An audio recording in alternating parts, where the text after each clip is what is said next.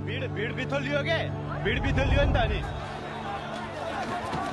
अनि आने यता भिड बिथोलियो के केटाहरूले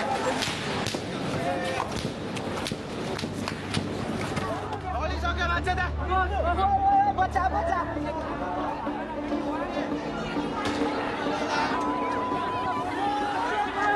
यस्तो छ पुलिसले लुक एट इट यतिसम्मको लापरवाही गर्नुहुन्छ त है सरकारले।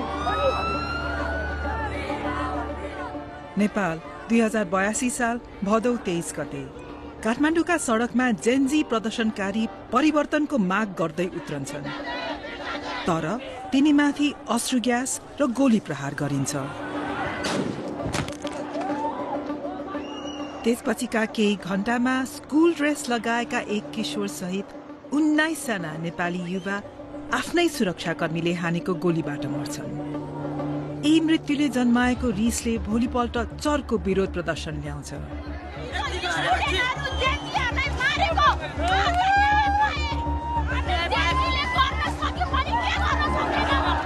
यसपटकको रिस नियन्त्रण गर्नै नसकिने बन्छ।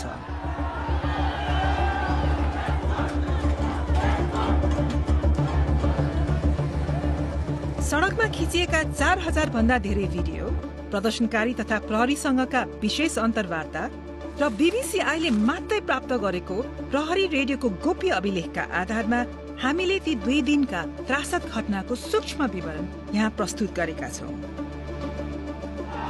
हामीले नेपालको शासक वर्गले कसरी यस प्रदर्शनमाथि नियन्त्रण गुमाए भन्ने खुलासा गरेका छौं।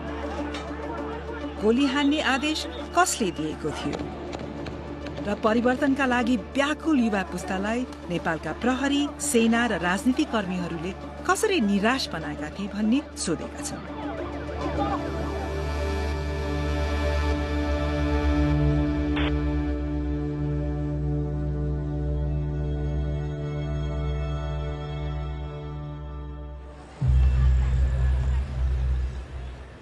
रिस र रक्तपातका ती 48 घण्टा पछाडि वर्षौंदेखिको कुण्ठा थियो। 1 दशक लामो सशस्त्र द्वन्द्वपछि 2064 सालमा नेपालले राजतन्त्र हटायो। 2072 सालको नयाँ संविधानले नयाँ थालनीको बाचा त गर्यो, तर 10 वर्ष बित्दा पनि त्यो बाचा यथार्थमा परिणत भएको छैन। नेपालका झण्डै 20% युवा बेरोजगार छन्। 10औं लाख युवाका लागि विदेशको विकल्प छैन। देश ऋण र आर्थिक परनिर्भरतामै रहेको छ।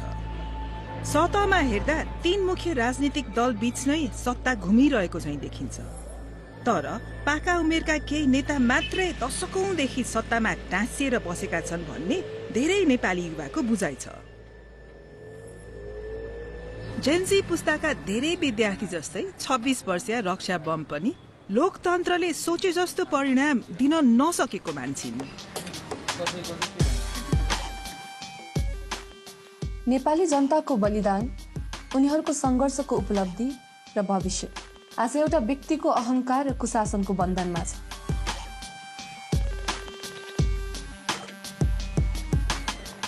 देखिको हामीले जुन अनुहारहरू रिपिटेडली हेरिरहेका थियौँ, ती अनुहारहरूले हामी प्रति गरेको जुन व्यवहार थियो त्यसप्रति हामी एकदमै आजित भइसकेका थियौँ कि हाम्रो पुस्ता भनौँ न अझै, किनभने उहाँहरूले सडकमा के भइरहेको छ, सडकको आवाज के हो भनेर बुझ्नै खोज्नु भएन कहिले पनि।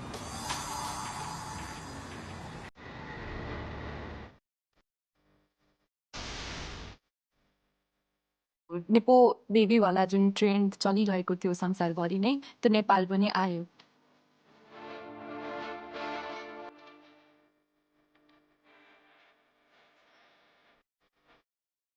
हाम्रो नेताहरूको जीवनशैली, उहाँहरूको छोराछोरीको जीवनशैली र हामी आम जनताको जीवनशैलीमा चाहिँ यत्रो ठुलो असमानता रहेछ। We wake up, work hard, pay taxes, but those in power, they keep on stealing. त्यो भइसकेपछि सोसियल मिडिया ट्रेन्ड चाहिँ त्यही अनुसार चल्छ नि त। विभिन्न नेताहरूको छोराछोरी अथवा नेताहरू एक्सपोज हुँदै थिए। It is time we call out these people and make these people feel accountable for their choices. यस सन्देशले लाखौं युवा युवतीको मन छोयो। जस्तै घरमा बङ्कु भनेर मायाले बोलाइने 17 वर्षका श्रीयम चौलागाई।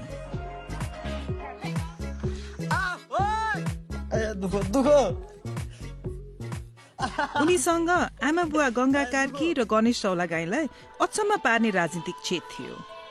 म यसो कुरा घरमा गर्थेँ नि, आज यस्तो भयो उस्तो भयो, के बाबा कुरा गर्नुहुन्छ यस्तो कुराहरू होइन, यस्तो कुरो नगर्नु, यिनीहरू सबै फडा हुन्, फडा खाइसके देश सकिसक्यो भन्ने खालको कुरो चाहिँ गर्थे। उसले हरेक न्युज हेर्दो रहेछ क्या, उसले त्यो कुरो मलाई थाहा थिएन, मभन्दा धेरै अपडेट हुँदो रहेछ न्युज हेर्न।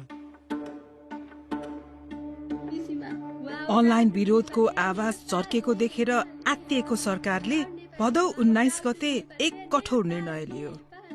Now, news from Nepal, the country has cracked down on a number of social media platforms, including Facebook, YouTube, Instagram, X, LinkedIn. Last night, poof, the platform it's all gone. इन्टरनेटमा यो छलफल डढेलो झैं फैलिरहेको थियो। We have so many problems in Nepal, but they think, let's ban social media. Yeah, that's going to fix the country. Yeah, why are these idiots running the country? Doesn't that seem like a coincidence? It feels kind of shady. Like the platform that people use to criticize the rich spoiled kids just got banned right when it was starting to trend. तर नेपालको राजनीतिक संस्थापन यथार्थलाई नकार्नमै व्यस्त थियो। के हामी जनताबाट अलग थलग भएका हौं? जनताको समर्थन हामीबाट अलग भएको हो? सही निस्कियो कि हामी जनताका बीचमा आशाका केन्द्र। यस्ता भाषण चलिरहे पनि स्थिति धेरै बदलिसकेको थियो।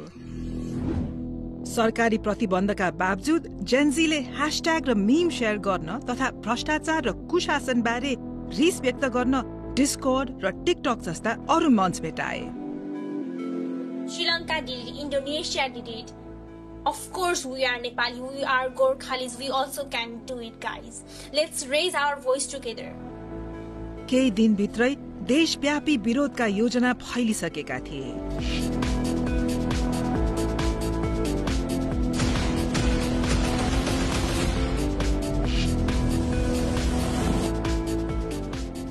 युथ अगेन्स्ट करप्सन नामको डिस्कोर्ड सर्भर समन्वय र छलफलको मुख्य केन्द्र बन्यो। आयोजक बीच भेला हुने ठाउँबारे सहमति हुन्छ। बिहान 9 बजे माइतीघर मण्डाला, काठमाडौँ।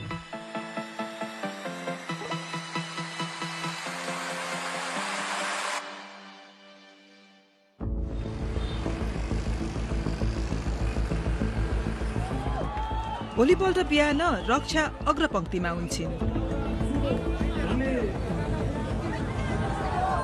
आज हामी सार्वजनिक सम्पत्ति नष्ट गर्दैनौं, शान्तिपूर्ण तरिकाले आवाज उठाउँछौं। त्यसैले सबजना हामी रेडी छौं आजको प्रोटेस्टको लागि। We are ready.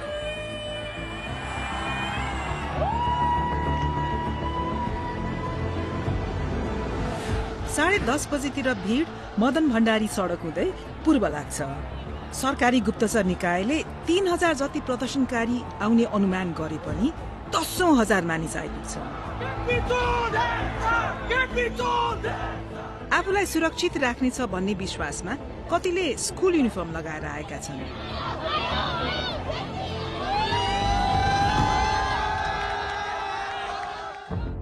प्रदर्शनकारीहरू संघीय संसद भवनतिर जाँदैछन्, तर त्यहाँ पुग्नु अघि एउटा ब्यारिकेडले बाटो छेक्छ। करिब 200 प्रहरी र हजारौं प्रदर्शनकारीहरू आमुने सामुने छन्। त्यहाँको माहौल फेरिन थाल्छ।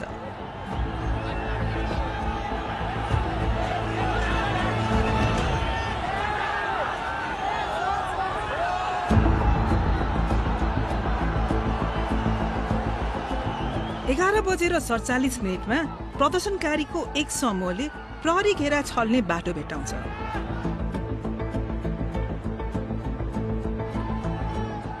हक्क न बक्क भएका प्रहरी ब्यारिकेड छोडेर भाग्छन्।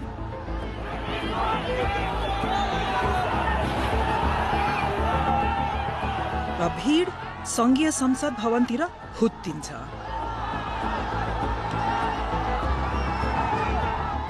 आयोजकहरूले शान्तिपूर्ण प्रदर्शन आह्वान गरेको भए पनि प्रदर्शन अस्तव्यस्त हुन्छ।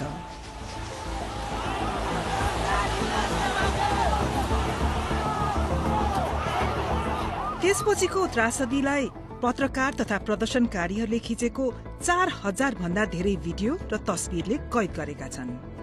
हामीले यो प्रमाण संकलन र विश्लेषण गर्न तथा प्रहरीबाट विशेष जानकारी प्राप्त गर्नमा महिनौं समय खर्चिएका छौं।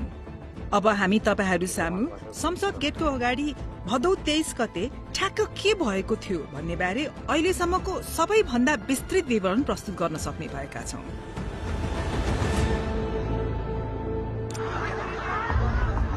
11:58 प्रदर्शनकारी र हतियारधारी प्रहरीहरू आमुने सामुने हुन्छन्।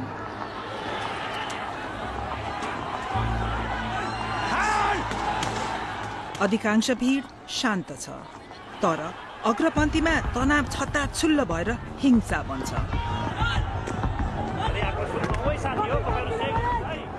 केही प्रदर्शनकारी संसदको मूल गेटको छतमाथि उक्लन्छन्।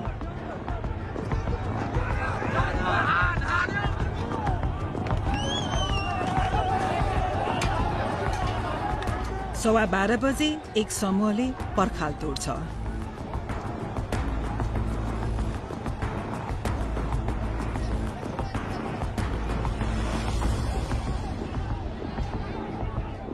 उनीहरूलाई प्रहरीले तुरुन्तै पछाडि धकेल्छन्।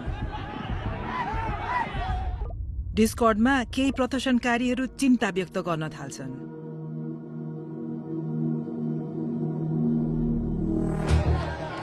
भीडमा हामी श्रीयमलाई देख्छौं।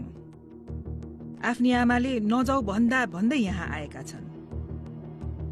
जान्छु भनेर अघिल्लो दिन उसले भनेको थियो, भन्न चाहिँ नभनेको होइन। किन जानु पर्यो यस्तोमा, के हुन्छ पर्दैन जान भनेर भने। अनि अब हामी जेन्जी केटाकेटीको ड्रेसमा जान्छौँ, हामी माइनरलाई कसैले हात पनि लाउँदैन।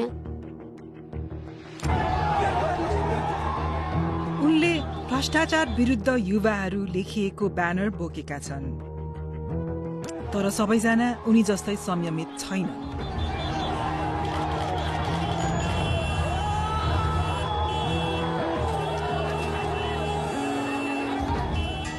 साढे 12:00 कर्फ्यू घोषणा हुन्छ। अब यो भेला गैर कानूनी बन्छ। फोनमा कुरा फैलिन्छ।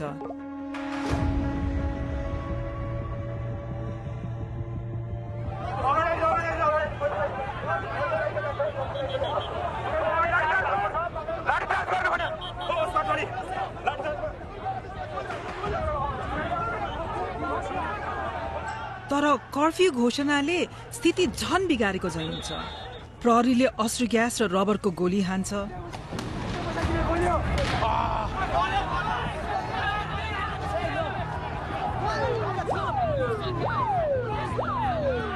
तर उनीहरूको कारबाही अस्तव्यस्त छ। केही प्रहरीले त प्रदर्शनकारी माथि उल्टै ढुङ्गा प्रहारसम्म गर्छन्। गेट घरमा आगजनी भएको देखेर अत्तालिएका अधिकारीहरूले आफ्ना वरिष्ठहरूसँग घातक गोली प्रयोग गर्ने अनुमति मागे। त्यस दिनको प्रहरी रेडियो अभिलेखको गोप्य प्रतिबाट हामीले यो जानकारी पाएका हौं। अभिलेखका अनुसार दिउँसो 12:40 बजे नै घातक बल प्रयोग गर्ने अनुमति दिइएको थियो। त्यससँगै घटनाक्रमले कोल्टे फेर्छ। त्यसपछिका 2 घण्टामा कम्तीमा 6 प्रदर्शनकारीलाई गोली लाग्छ। तीमध्ये 5 मर्छन्। अब हामी घटनाक्रमलाई बिस्तारै हेर्दै ती गोली प्रहारका विस्तृत विवरण देखाउनेछौं। पहिलो गोली प्रहार संसद परिषदको कुनामा हुन्छ। पीडित 34 वर्षे विनोद महर्जन हुन्। त्यस गोली प्रहारका कुनै भिडियो हामीले भेटेनौं, तर 1:15 बजे टाउकोमा गम्भीर चोट लागेका विनोदलाई बोकेर लैजाँदै गरेको देख्छौं। पछि अस्पतालमा उनले ज्यान गुमाउँछन्। गोली प्रहार बारे खबर डिस्कोर्डमा तुरुन्तै फैलिन्छ।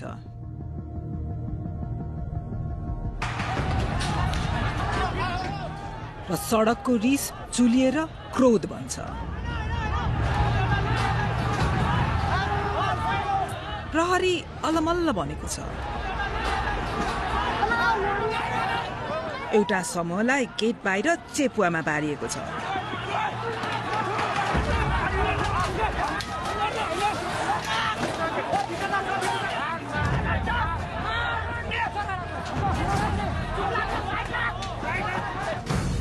प्रहरी समयक्रम अनुसार दिउँसो 1:42 मा अधिकारीहरू बीच खैला बैला फैलिन्छ। पुलिस सबै रक्ताम्य भएर मर्ने अवस्थामा छन्। मेन गेटमा गोली हाल्नुपर्ने अवस्था छ। भीडको आक्रमण 4 मिनेटसम्म चल्छ। अन्त्यमा अश्रु ग्यास प्रयोग गर्दै भीडलाई पन्छ्याएर प्रहरी संसद परिसरभित्र छिर्छ। लोग परिवर्तनको लागि यतिको क्रान्ति खोजेको थियो। सायद देशले गोली बर्सात भइरहेको छ। थाहा छैन कतिजनाको मृत्यु भइसक्यो, कतिजनालाई घाइते भएका छन् होइन। एक पक्षबाट हेर्ने हो भनेदेखि चाहिँ पुलिसहरूलाई पनि बिचरा माया लाग्यो। त्यसपछि प्रहरी रेडियोमा आएको आदेश स्पष्ट छ। फायर खोलेर सुरक्षित हुने, अवस्था नियन्त्रणमा लिने। त्यसपछि गोली लाग्ने व्यक्ति 27 वर्षे कमल घिमिरे हुन्। 1:48 मा हामी उनलाई ठिक सडक पारी भेट्छौं। यो कमलको आफ्नै फोनबाट खिचिएको दृश्य हो। उनले भिडियो खिचेको प्रहरी अधिकारीहरूको टोलीमा कम्तीमा 2 जनाले बन्दुक बोकेका छन्। त्यसपछि कमल अग्रपन्थीबाट टाढा हिँड्छन्। प्रहरीमाथि ढुङ्गा हानिरहेको यस व्यक्तिको भिडियो उनको क्यामेराले कैद गर्छ र त्यसको लगत्तै कमल ढल्छ।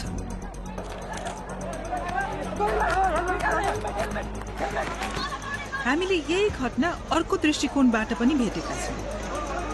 कमल यहाँ छन्, ढुङ्गा हानिरहेका व्यक्ति र कमललाई गोली लागेको क्षण।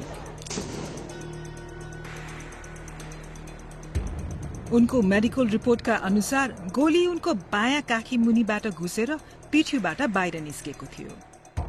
गोली ठ्याक्क कसरी आइपुग्यो भन्ने यकिन नभए पनि कुन दिशाबाट हानिएको हो भन्ने चाहिँ देख्न सकिन्छ। त्यसले कमल घिमिरेले केही क्षण अघि मात्रै भिडियो खिचेको प्रहरीकै समूहतिर संकेत गर्छ। कमलको मेरुदण्डलाई गोलीले केही मिलिमिटरले मात्रै नछोएको थियो। उनी बाँचे। झन्डै त्यही क्षणमा त्यहाँबाट 200 मिटर पछिमा अर्का युवालाई गोली लाग्छ। यी हुन् त्यसै दिन केही बेर अघि देखिएका 22 वर्षे रसिक खतिवडा। उनको टी सर्टमा लेखिएको छ, हामी नेता चाहन्छौं, लुटेरा होइन। रसिकलाई ठ्याक्क कुन बेला वा कहाँबाट गोली हान्यो भन्ने हामीलाई थाहा छैन। तर दिउँसो 1:53 बजे रसिकलाई बोकेर लगेको यो दृश्य एक प्रदर्शनकारीको फोनले खिचेको रहेछ। उनको छातीमा गोली लागेको थियो। यसै चोटले उनको ज्यान लग्यो। उनी 22 वर्षका थिए।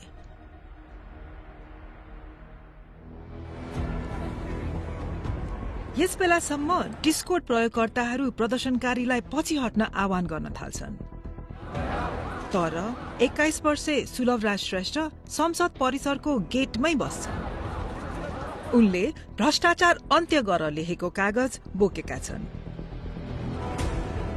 नीलो झोला बोकेका उनलाई हामी यहाँ गेटको झडप हेरिरहेका देख्छौं। केही सेकेन्डमा केही पाइला पर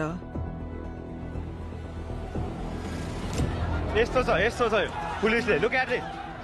सुलभको मृत्यु हुन्छ।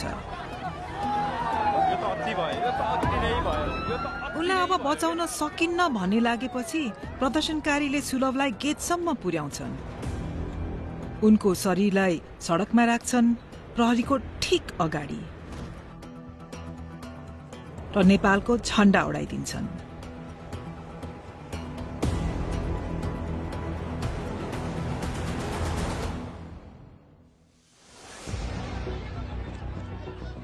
यस गोली प्रहारका प्रत्यक्षदर्शी मध्ये थिए स्कुल ड्रेस लगाएका 17 वर्षीय किशोर श्रीयम चौलागाई। केही मिनेटपछि चोकको अझै नजिक श्रीयम फेरि देखिन्छन्। उनको अगाडि प्रदर्शनकारीको एउटा समूह प्रहरीमाथि ढुङ्गा हान्दैछ।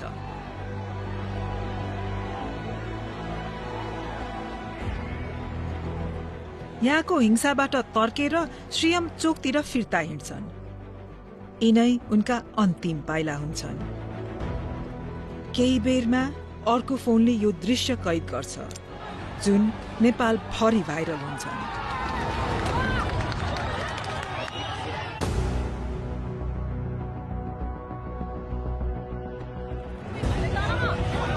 टाउको पछाडि लागेको गोलीको चोटबाट धेरै रगत बगिरहेका श्रीयमलाई बोकेर सडक पारी लगिन्छ।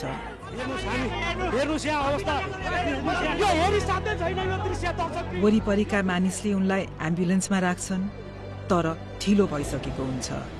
राष्ट्रिय ट्रमा सेन्टरमा आइपुग्दा श्रीयमको मृत्यु हुन्छ।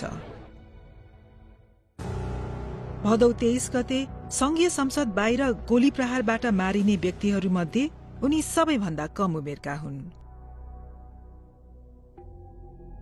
नेपालका जेन्जी प्रदर्शनकारीले विनोद, रसिक र श्रीयमको मृत्यु प्रहरीको गोली लागेर भएको हो भन्दै आएका छन्, तर तीमध्ये कुनै पनि गोली प्रहारको दृश्य क्यामेरामा कैद भएको भेटिएन। त्यसपछि मारिएका योगेन्द्र न्युपानेलाई केही कदम पर मात्र गोली लाग्छ। यसपटक भने योगेन्द्र ढल्दा गोली संसद भवन परिसर भित्रबाटै चलेको थियो भन्ने अहिलेसम्मको सबैभन्दा स्पष्ट प्रमाण हामीले भेटेका छौं। यस गोली प्रहारको 90 सेकेन्ड मात्र अघि संसद भवनमा यस्तो भइसकेको छैन। ब्लगर निषेध दाहालले आफ्नो क्यामेरा संसद भवनतिर फर्काए। शस्त्र प्रयोगहरू यता देख्न सक्नुहुन्छ हजुरहरूले। प्रहरीको यो समूहलाई ध्यान दिएर हेरौं।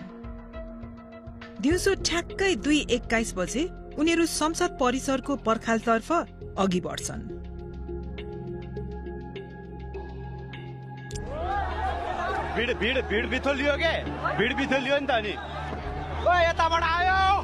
केही सेकेन्ड पछि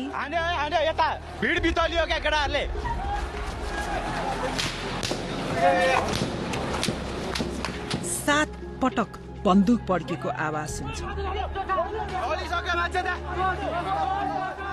र रगत बगाउँदै ज्यान गुमाइरहेका योगेन्द्रलाई देख्छौं। यस क्यामेरा एंगलले उनलाई कसले गोली हान्यो भन्ने देखाउँदैन, तर त्यही क्षण फुटपाथमा केही कदम परबाट खिचिएको अर्को भिडियो क्लिप हामीले फेला पार्यौं। झट्ट हेर्दा यसमा थप प्रमाण देखिँदैन, तर जुम गरेर हेर्ने हो र फुटेजलाई स्थिर बनाउने हो भने गोली चलेको स्पष्ट देख्न सक्छौं।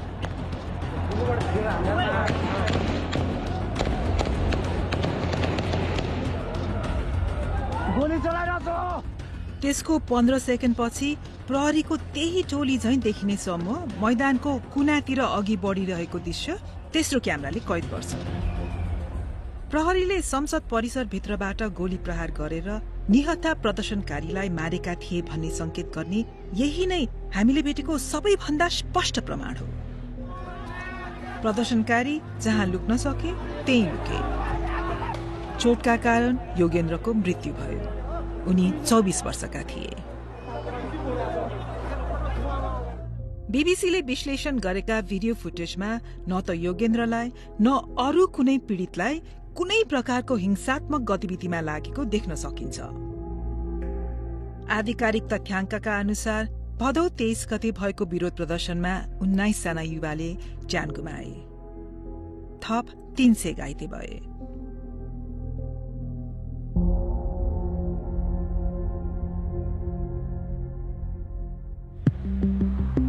प्रहरीले आफ्नै नागरिकमाथि गोली चलाउने अवस्था कसरी बन्यो त? हाम्रा प्रहरी सूत्रका अनुसार यो आदेश कल साइन किलो 1 बाट प्रहरी रेडियो मार्फत आएको थियो। हाम्रा केही साथीहरू गम्भीर रूपमा घाइते भए। हामी मध्ये एकजनाले उद्धारको लागि भन्यौं। किलो 1 बाट गोली चलाउने आदेश आयो। प्रहरी सूत्र र हामीसँग रहेको अभिलेखका अनुसार कल साइन किलो 1 ले प्रहरी रेडियोमा उक्त आदेश दिएका थिए। तर किलो 1 प्रहरी चेन अफ कमान्डको सर्वोच्च ओहदाका व्यक्ति थिएनन्। प्रहरी रेकर्डले देखाए अनुसार बल प्रयोग गर्ने पहिलो आदेश पिटर 1 कल साइनका उच्चतम अधिकारीबाट आएको थियो। कर्फ्यू लागिसकेको छ, आदेश माग गरिराख्नु पर्दैन, आवश्यक बल प्रयोग गर्ने।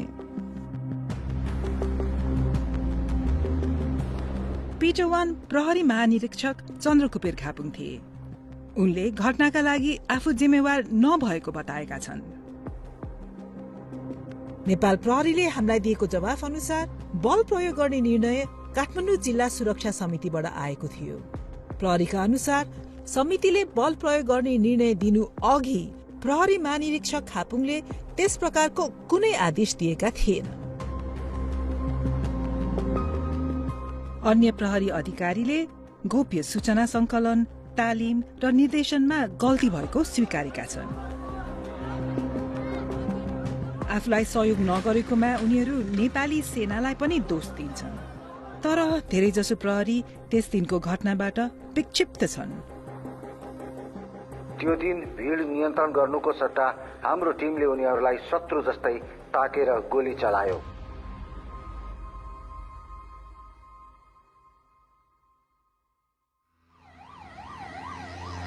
त्यस दिन अवेश श्रीयमका बुवालाई कुनै बुवा आमाले नचिताउने फोन कल आयो। प्रतिशत बङ्कुलाई ट्रमामा ल्याएको रहेछ, ट्रमामा आउनु पर्यो तपाईँ भन्नु।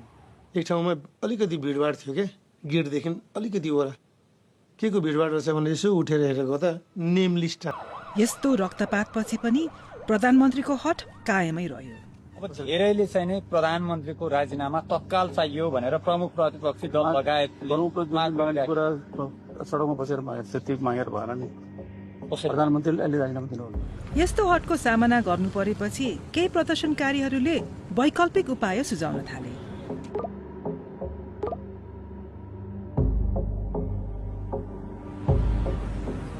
त्यो रात चाहिँ कहिले बिहान होला र कहिले फेरि यो सरकार विरुद्ध यसले उचालेको कदम विरुद्ध फेरि सडकमा जान पाइएला भन्ने बिहानको प्रतीक्षामा थिएँ म।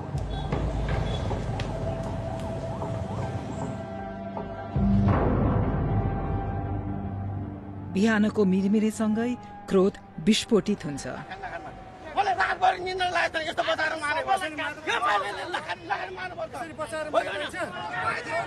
सुरुमा प्रशासनसँग एउटा योजना थियो। नियमित प्रहरी इकाइहरूले भीड़ नियन्त्रण गर्ने, तिनलाई सशस्त्र प्रहरीले सघाउने र सेना स्ट्यान्डबाईमा बस्ने। संसद भवन परिसरभित्र र वरपर सुरक्षाकर्मी परिचालन गरिन्छन्। बिहान 8:30 बजे कर्फ्यू लागू हुन्छ।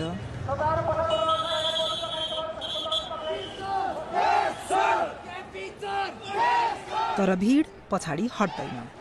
आज पनि रक्षा भीड़ बीच नै छिन्।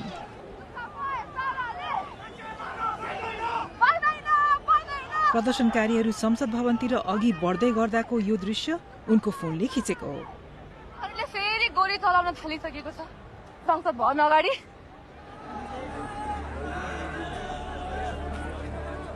नौ बजेसम्म त अवस्था निकै बिग्रिन थाल्छ। भीड़ आक्रामक बन्छ।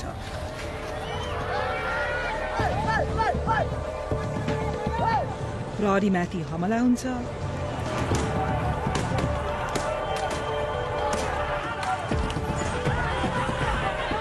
राजनीतिक नेताहरूको घरमा तोडफोड हुन्छ। सरकारी भवन जलाइन्छन्।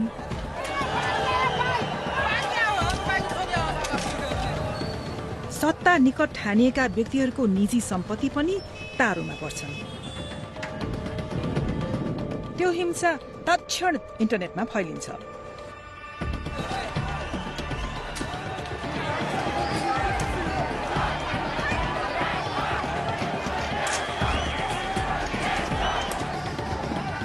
भीड़ प्रहरी भन्दा धेरै ठूलो छ। प्रहरीको उपस्थिति पातलो छ। सशस्त्र प्रहरी बल र नेपाली सेनाबाट पाइने भनिएको सहयोग कहिले नआएको प्रहरी अधिकारीहरू बताउँछन्। दिउँसो 1 बजेतिर प्रहरीले भीड़लाई नियन्त्रण गर्ने प्रयास त्यागेको चाहिँ देखिन्छ।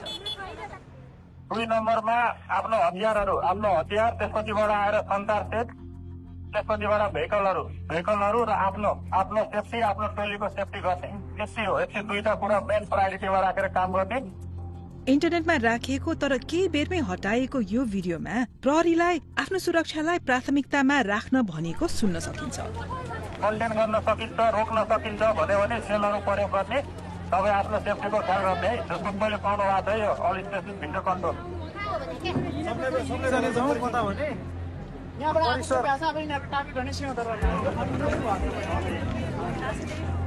प्रहरीले मैदान छोडेपछि कोलाहल छाउँछ।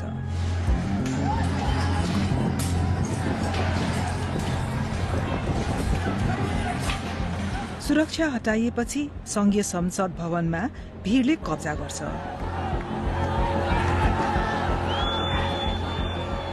दिउँसो 2 बजेसम्ममा भवन उनीहरूको अधीनमा हुन्छ।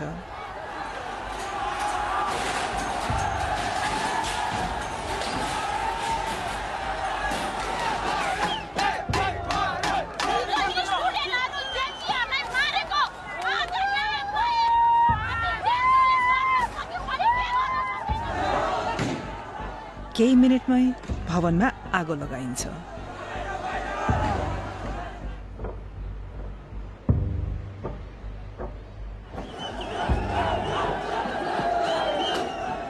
भीड़ सर्वोच्च अदालत भित्र प्रवेश गर्छ र सिंहदरबारको ऐतिहासिक भवन परिसरमा पनि। खतरा तरिकाले दौड्दै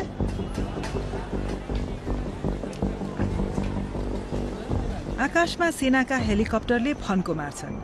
आगजनी गरिएका भवनहरूबाट नेताहरूलाई उद्धार गरेर सुरक्षित स्थानतर्फ लैजान्छन्।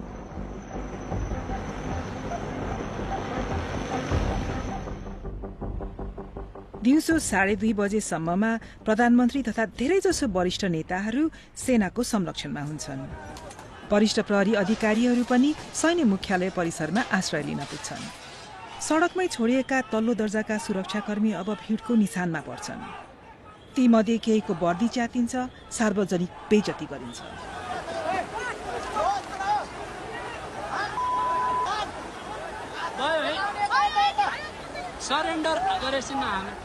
एक कनिष्ठ अधिकारीले आफूलाई कमान्डरहरूले अल्पत्र पारेको महसुस भएको बताए। कनिष्ठका रूपमा आक्रमणमा परेको बेला हाम्रा वरिष्ठ र नेतृत्वले साथ दिन्छन् भन्ने अपेक्षा थियो, तर हामीलाई एक्लै छोडियो। आवश्यक कदम चालिएन। हामीले आफूलाई अभिभावकविहीन महसुस गर्यौं। उनीहरूले आफूलाई त जोगाए, तर के गर्ने, के भइरहेको छ भन्ने बारे हामीलाई जानकारी समेत दिएनन्।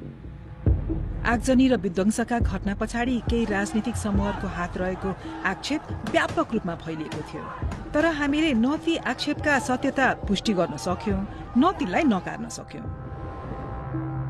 हिंसा काठमाडौँ बाहिर फैलिन्छ, देशभरि छाउँछ।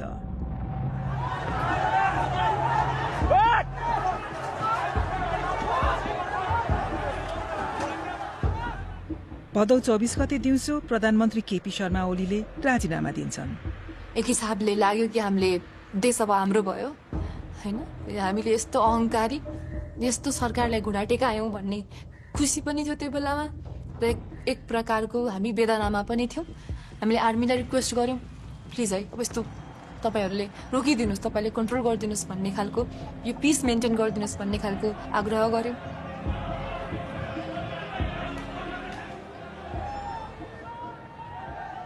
तर साँझसम्मै अराजकता जारी रहन्छ। यो चलाको मैले हो, यो नेपाल हाम्रो हो, हाम्रो यो नेपाल, कसैले केही गर्न सक्दैन। रात पर्दासम्म सयौं भवनहरू जलिरहेका हुन्छन्। ब्याङ्क र शस्त्रागारहरू लुटिन्छन्। 13,000 भन्दा बढी कैदीबन्दी कारागार फोडेर भाग्छन्।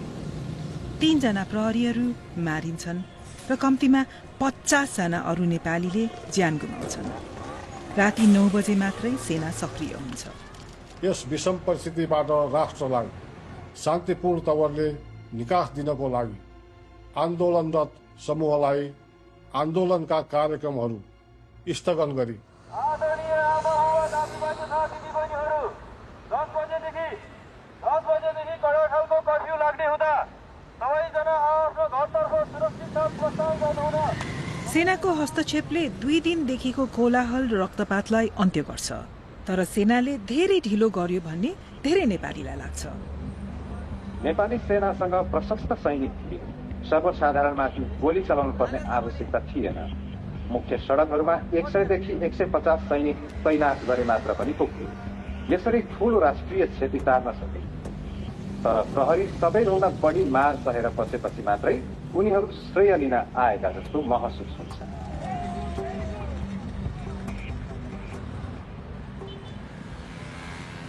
डिस्कोर्डको च्यानलमा अब 1 लाख भन्दा बढी मानिस थिए। 48 घण्टा अघि मात्रै उनीहरू विरोध प्रदर्शनको योजना बनाउँदै थिए। अहिले सरकार ढलेपछि र देशैभरि आगो लागेपछि उनीहरू नेपालको भविष्यबारे बहस गर्दै थिए।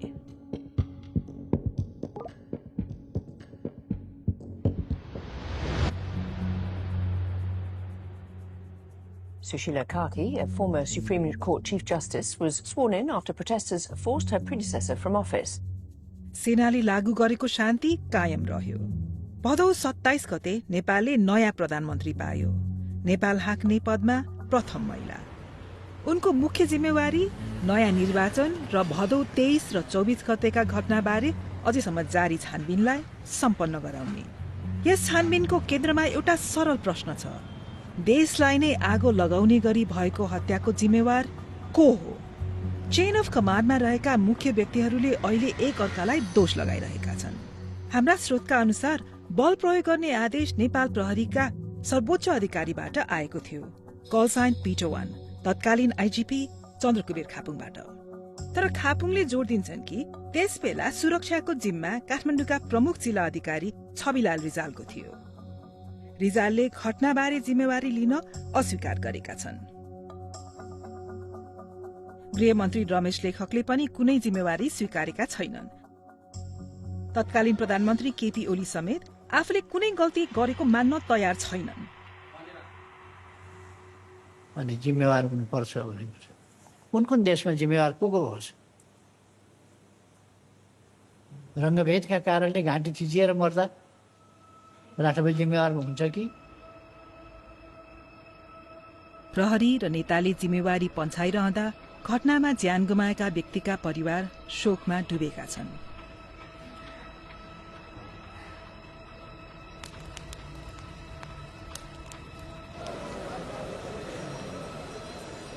यसका लागि दोषी को हुन् भन्ने बारे उनीहरूलाई कुनै शंका नै छैन। सबभन्दा हाम्रो चाहिँ दोषीलाई कारबाही हुनुपर्छ हैन, मेरो भनाइ चाहिँ त्यही हो। तपाईहरुले को दोषी देख्नु भएको छ तपाईहरुको नजरमा? 3 करोड नेपालीलाई फर्लङ्ग थाहा छ कि दोषी को हो भनेर अहिले नाम हामीले किटान गर्नुपर्ने आवश्यकता पनि छैन। अघिल्लो सरकारले मचाएको यो सबै विपन्ना हो हैन। त्यो सरकारमा लिड गर्नेहरू को थिए, ती सबै दोषी हो।